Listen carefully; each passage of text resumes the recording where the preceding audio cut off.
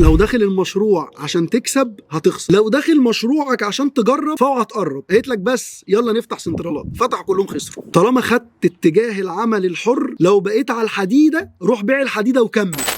هو ليه المشاريع بتخسر؟ ليه من كل 100 مشروع بيفتحوا في تقريبا حوالي من 90 ل 95، وفي كلام بيقول 97 بيفشلوا، وفي 3 ل 5 أو 10 بالكتير هم اللي بينجحوا؟ يعني المثل الجميل بتاعنا القديم بيقول ايه؟ يا بخت من بكاني وبكى عليا، ولا ضحكني وضحك الناس عليا. فانا جاي ابكيك بدل ما الناس تضحك عليك وتخسر. 3 حاجات بيتسببوا في فشل اي مشروع، وقسهم بعد ما اقولهم لك، قسهم براحتك. واخر سبب يمكن هو اهمهم، فخد بالك يعني ما تجريش الفيديو او تستعجل، لان لعل وعسى يكون سبب واحد منهم او كلمه منهم في وسط الكلام هي اللي تكون سبب في نجاح مشروعك باذن الله. والكلام اللي بقوله لك كله من واقع تجربه شخصيه. الحمد لله يعني كل الناس عارفه عني ان انا عندي اكتر من شركه، وبفضل الله في شركات شغاله بره مصر. يعني اول حاجه كده، لو داخل المشروع عشان تكسب هتخسر، انما لو داخل المشروع عشان تكسب هتكسب. واحد كده محترم قالها لي زمان، قال لي يا محمود لو داخل المشروع عشان تكسب منه فلوس هتخسر، انما لو داخل عشان تكسب الناس حاجات ماديه او معنويه هتكسب. بعد تجارب كتير جدا، طبيعه النجاح ان انت تدي اكتر ما تاخد، ان انت تدي اكتر ما تاخد من العميل او من الشخص او من الكيان اللي انت بتتعامل معاه. تلاقي امثله كتيره جدا،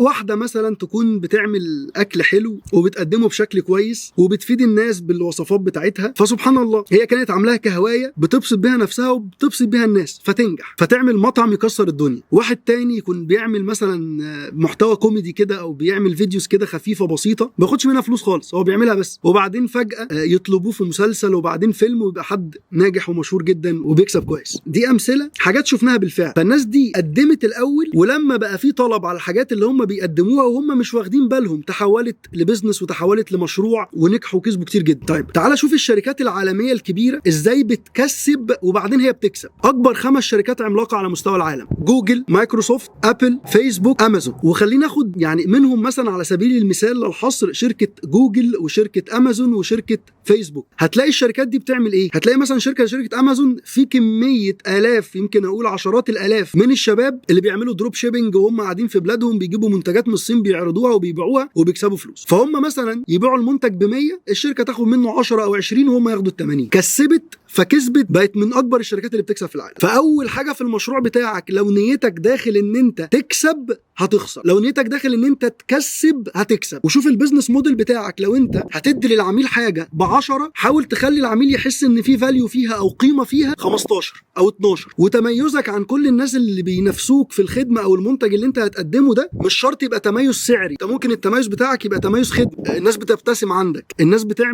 بتيجي في اعياد ميلاد بتاعه العملاء، لو انت معاك تواريخ ميلاد بتبعت لهم هدايا تقول لهم كل سنه وانتم طيبين، في عامل كوميونيكيشن حلو ما بينك وما بين العميل، بتطلع من مكسبك نسبه معينه بترجعها زي كاش باك او هدايا للعملاء بتوعك. فكل ما كسبت اكتر كل ما كسبت اكتر. فقيس على مشروعك اول حاجه ان انت تكسب فتكسب. تاني حاجه، لو داخل مشروعك عشان تجرب فاوعى تقرب، لو داخل مشروعك عشان تجرب فاوعى تقرب، لان احلام الناس مش لعبه، والعملاء ليهم تقديرهم وليهم احترامهم، ما ينفعش حد يجرب فيهم. بسمع كتير جدا يقول لك ايه، والله انا هعمل المشروع، هفتح السوبر ماركت او افتح الكافيه وادينا اجرب، يعني يمكن ايه ينجح. لو ما عندكش بزنس موديل واضح وعندك نظام عمل واضح حاسب فيه المكاسب كويس وحاسب فيه الخسائر كويس، وعندك فيجن او رؤيه ان انت الناس اللي معاك هيشتغلوا ازاي وهيواجهوا التحديات ازاي، وما تكونش متفرغ للمشروع، فياك تقرب وتجرب. خلي فلوسك معاك اضمن، اشتري لك شويه ذهب حطهم في البنك، اشتري لك حته ارض، اشتري لك بيت. بس المشاريع ما فيهاش تجريب. لو مش داخل وانت مقطع تذكره العوده في المشروع بتاعك، الله يبارك لك الله يبارك لك، ما تخشش من الاساس عشان ما تزعلش منك الناس، ما تخشش من الاساس عشان ما تزعلش منك الناس وتقعد تحتاس. تاني حاجه، الله يبارك لك، اوعى تجرب في مشروعك وتقول انا داخل ايه اجرب، او حد يقول لك تعالى نجرب. افتكر زمان قوي كان في حد جميل فتح اول سنترال، الناس جيل الثمانينات واوائل التسعينات هيفتكروا الكلام ده، فتح اول سنترال كده عشان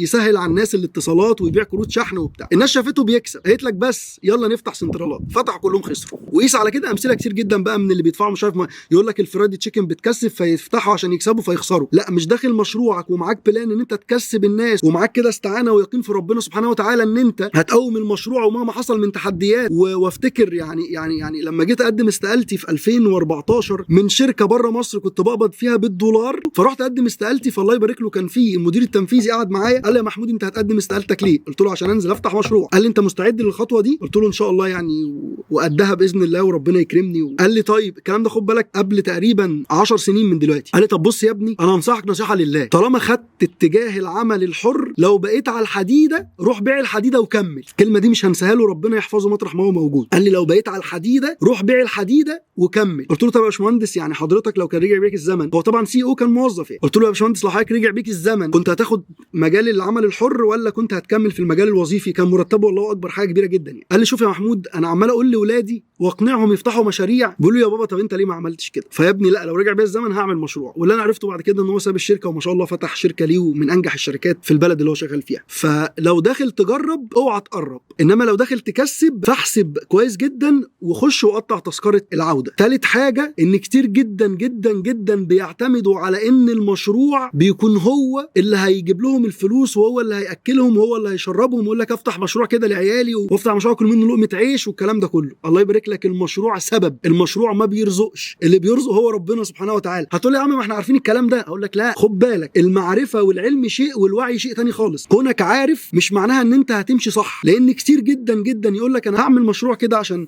اصرف منه على بيتي وعيالي، وهو مش هدفه زي ما قلنا النفع، هو بيجرب بس بشكل ملتوي شويه، هو بيجرب بس بشكل مش واضح شويه، هو لا اراديا كده بيبقى معتقد ومقتنع ان المشروع هو اللي هيرزقه. فبنقول له لا خد بالك، المشروع سبب من ضمن الاسباب، سبب بتخش عشان تنفع زي ما قلنا وتكسب الناس، فانت تكسب. فلو التوكل بتاعك مش على ربك 100% وان انت بتبذل كل اللي عليك وبتاخد بكل الاسباب، وحتى لو المشروع في الاول هدى شويه وما جابش مكاسب فانت مكمل، مش المشروع اللي بيرزق. فالمشروع ده سبب، زي كده بالظبط في قصه ذي القرنين كان من اغنى الناس وراجل غني جدا. قال ايه؟ قال ان اتيناه من كل شيء سببا، فعمل ايه؟ فاتبع سببا. فانت المفروض المشروع او الوظيفه او الحاجه اللي انت بتعملها دي من ضمن الاسباب، ولكن انت اتكالك واعتمادك وتوجهك على مسبب الاسباب ربنا سبحانه وتعالى. فثلاث حاجات خد بالك منهم كويس جدا جدا، وعرف بيهم كل اخواتك وكل حبايبك وكل اصحابك وكل اهلك وكل ناسك. رقم 1، لو داخل تكسب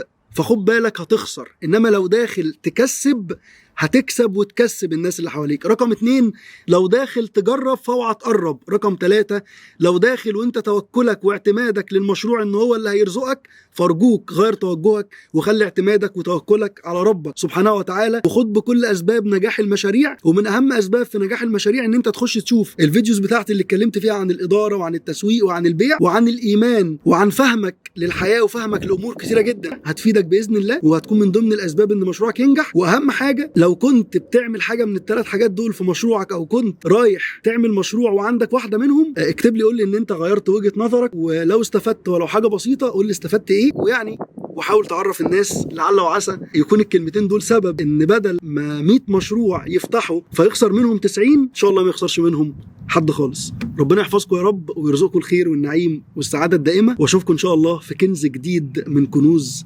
الاداره والحياه. سلام.